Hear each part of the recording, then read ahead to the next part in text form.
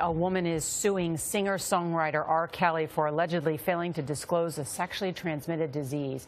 She also accuses him of sexual battery. Kelly is one of the most successful R&B singers of all time. His multiple chart-topping hits include Bump and Grind and I Believe I Can Fly. And he's no stranger to controversy. After a series of sexual misconduct allegations by former girlfriends, several music streaming services, including Spotify and Apple, removed Kelly's songs from their featured playlists. A growing protest movement online is called Mute R.Kelly. Jerika Duncan spoke to the 20-year-old who is suing Kelly. Jerika, good morning. Good morning. You know, this woman, Faith Rogers, says that she was in a relationship with R.Kelly when she was 19 for nearly a year before leaving. During that time, she says Kelly instructed her to call him daddy and would lock her up for hours at a time. Rogers says he even introduced her to one of the 5 women Kelly allegedly said he was raising.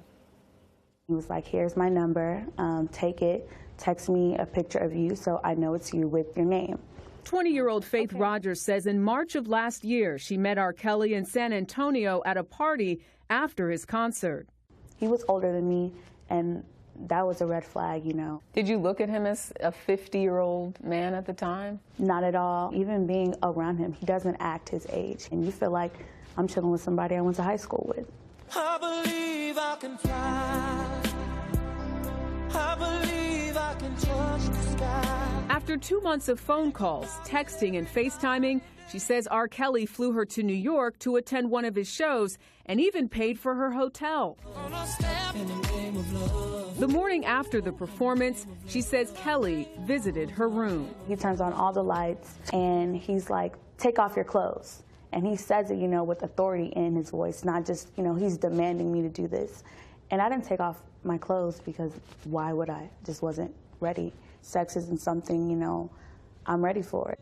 According to Rogers, she ultimately submitted to having sex and alleges Kelly recorded it on his iPad without her consent. Did you want to have sex with him? No. He has this type of like intimidation right off the bat, you know, so I was just waiting for it to be over. What happens after that? What sort of conversation did you guys have? He comes over and he starts like rubbing the side of my face. And he asked me how old I was. And I told him. And he's like, you know, if you're really, you know, 16, that you can tell daddy, right? And he was like, you know, you just look about 14, 15, or 16.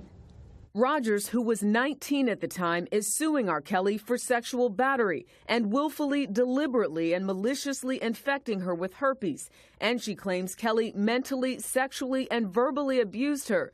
She believes the now 51-year-old Kelly pursues teenage or underage girls and lures them into engaging in sex acts.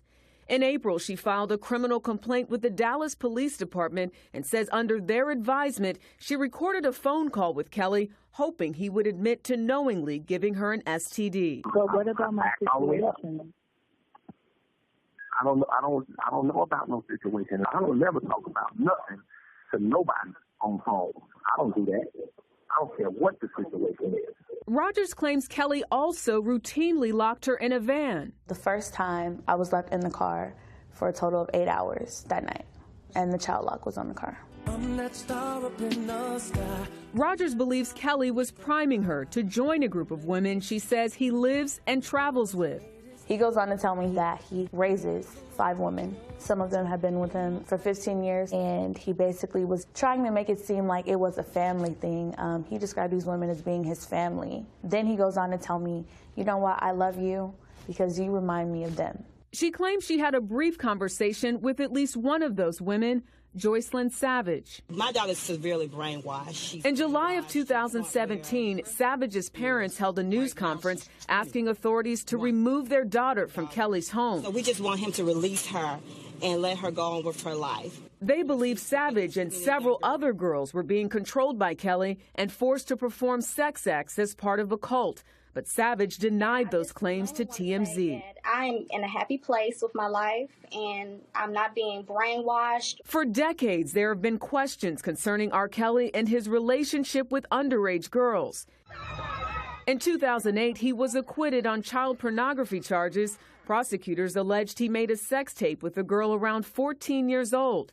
A 2017 BuzzFeed investigation describes 3 women who say they were sexually abused by Kelly and were part of a sex cult. Kelly has long denied these allegations. A social media campaign to mute R. Kelly led to promoters canceling a concert in Kelly's hometown of Chicago last month. He reacted on Twitter. I've never heard of a show being canceled because of homeless. I hope you guys, don't put that on me. Despite nationwide protests at shows, the 3-time Grammy winner is still performing. As for Rogers, she hopes by coming forward, she can help put an end to Kelly's long history of alleged abuse. What was it about him that kept you going back? It's not like all the time he was just, this devious person. There's been times where he's, crying and he's telling me, about his children, about his ex-wife, comparing himself to Michael Jackson and how, how the media destroyed him, and he felt like that's what was going on in his life. Why file the lawsuit? I want it for girls like me who are going to run into him in the future, and he's going to do the exact same thing. But it could get worse, I chose to walk away. What about the ones who don't walk away?